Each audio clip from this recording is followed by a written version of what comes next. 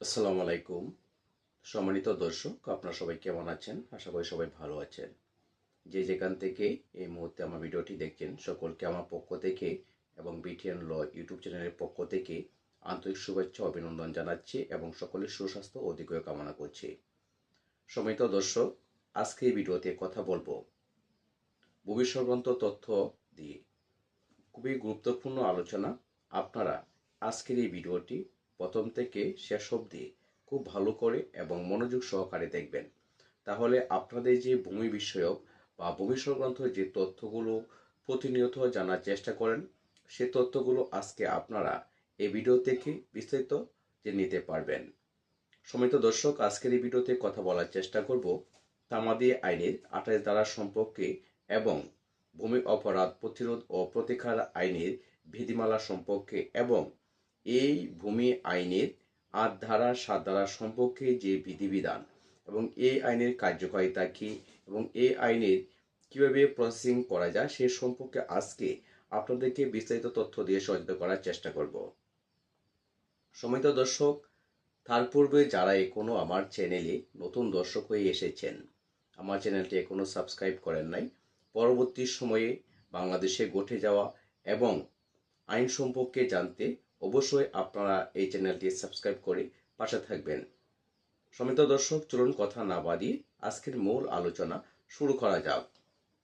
আপনারা সকলেই জানেন যে আমাদের বাংলাদেশে ভূমি অপরাধ প্রতিরোধ ও প্রতিকার আইন, অনেকে সংক্ষেপে বলে থাকেন ভূমি আইন। এই ভূমি আইন একটি ভাইরাল আইন হিসেবে পরিগণিত হয়েছিল। বিগত সরকারের আমলে এই আইনটি পাশ করা হয়েছে, কিন্তু অনেকে অপেক্ষারত ছিলেন যে এই নতুন ভূমি আইনের বিধিমালা পাশ হচ্ছে না কেন।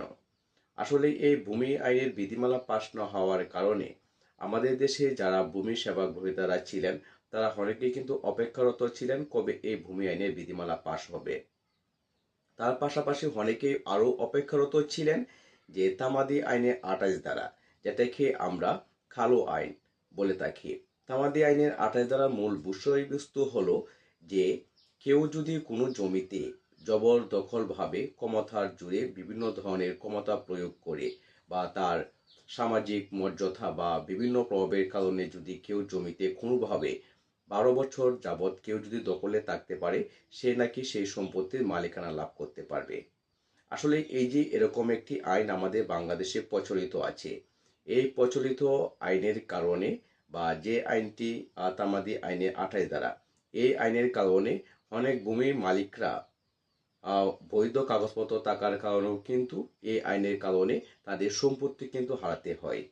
আর সেই আইনটাকে বাতিল করার জন্য আমাদের বাংলাদেশে ব্যাপক মানুষ ক্ষতিগ্রস্ত হচ্ছে। সুতরাং আর পাশাপাশি এই ভূমি অপরাধ প্রতিরোধ ও প্রতিকার আইন 2023 পাশ হওয়ার পর থেকেই অনেকের মনে বা অনেকে বিভিন্ন ধরনের কমেন্টস এবং অনেকের মনে জনমতামত যে একটি বিষয় বেশি এসেছে, সেটি হলো যে তামাদি আইনের 28 ধারা যদি বাতিল করার না হয় তাহলে নতুন ভূমি আইন কিভাবে কি করা হবে। নতুন ভূমি আইনে কিন্তু কোনো ধরনের আইন বাতিলের কথা উল্লেখ করা হয়নি। এককভাবে এই সিদ্ধান্ত নিয়ে নতুন ভূমি অপরাধ প্রতিরোধ ও প্রতিকার আইন 2023 পাশ করা হয়েছে। কিন্তু এই ভূমি আইনের বিধিমালা নিয়ে ছিল অনেকের মনে প্রশ্ন।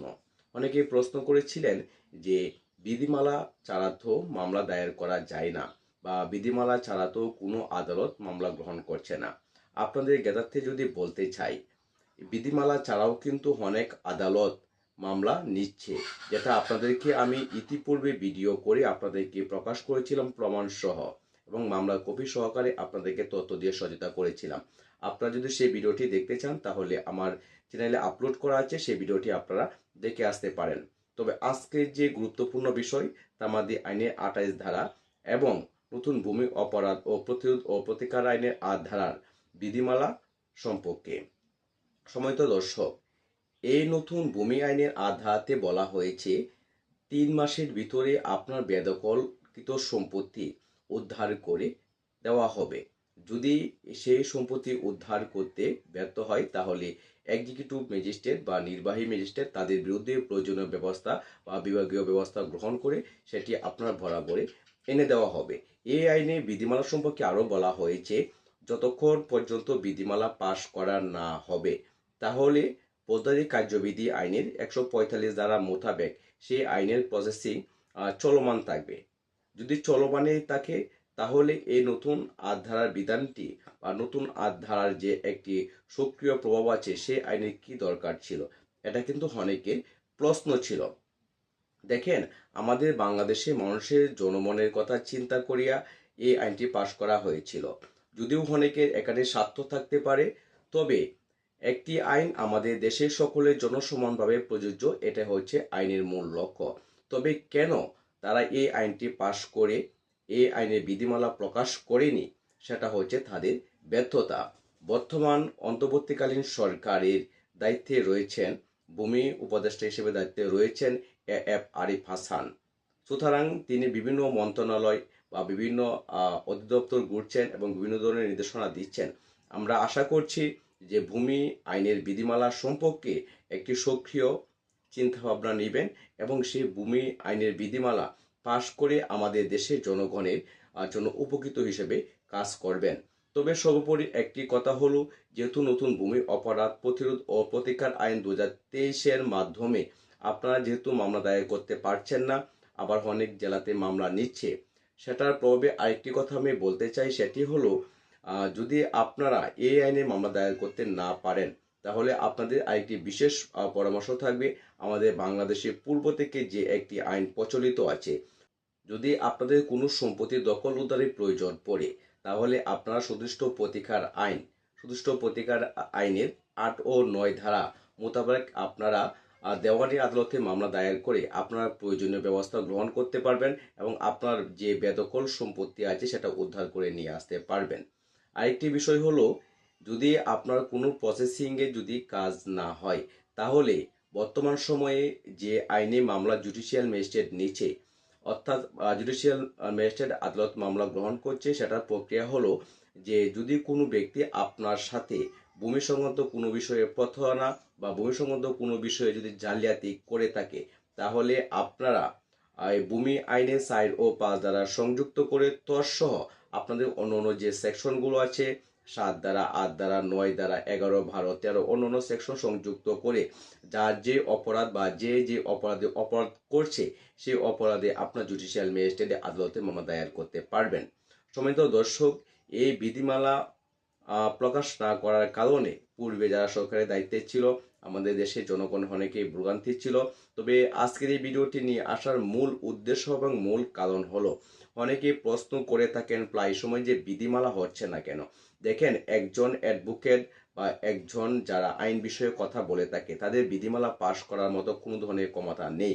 আরেকটি বিষয় আমাদের সামনে অনেকেই বলে থাকেন যে আমরা মামলা রায় পাচ্ছি না, বা আমরা মামলা রায় পাওয়ার পরও কোনো ধরনের সেটেলমেন্ট বা কোনো ধরনের আমরা প্রক্রিয়াতে যাইতে পারছি না।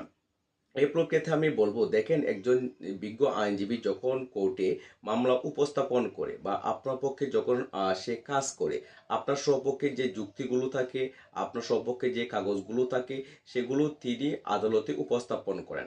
আদালতে উপস্থাপন করার পর বিচারিক দায়িত্বে থাকে একজন জজ সাহেব বা যিনি আদালতের বিচারক। তিনি কিন্তু আপনার এবং বিবাদী পক্ষের যে কাগজপত্রগুলো থাকে, যে ডকুমেন্টগুলো থাকে, সেগুলো পর্যালোচনা করে একটি রায় প্রদান করে থাকে। এক্ষেত্রে আইনজীবীর কোনো ধরনের কোনো কিছু করা থাকে না। আইনজীবীর যেটুকু করা থাকে, আপনার যে সকল কাগজপত্রগুলো থাকে, আপনার যে ডকুমেন্টগুলো থাকে, সেগুলো সুন্দরভাবে আদালতে উপস্থাপন করার দায়িত্ব হচ্ছে ওনার, আর রায় দিবে একজন বিচারক।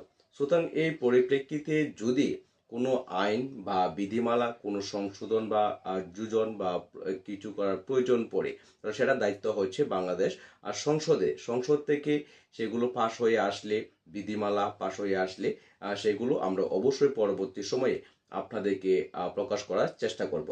সম্মানিত দর্শক, আজকে এই ছিল সংক্ষিপ্ত আলোচনা ভূমি আইনের নতুন বিধিমালা সম্পর্কে এবং তামাদি আইনে 28 সম্পর্কে যে অনেকের যে প্রশ্ন ছিল, সে প্রশ্নের জবাবে আজকে আপনাদেরকে এই তথ্যটি দিয়ে সচেতন করার চেষ্টা করেছি। যদি আপনারা আরো আইন বিষয়ে জানতে চান, তাহলে অবশ্যই লিঙ্কে দেওয়া নাম্বারে আপনারা হোয়াটসঅ্যাপের মাধ্যমে আমার সাথে যোগাযোগ করতে পারেন। সকলের সুস্বাস্থ্য দীর্ঘায়ু কামনা করছি। ধন্যবাদ সকলকে, ভালো থাকবেন। আল্লাহ হাফেজ।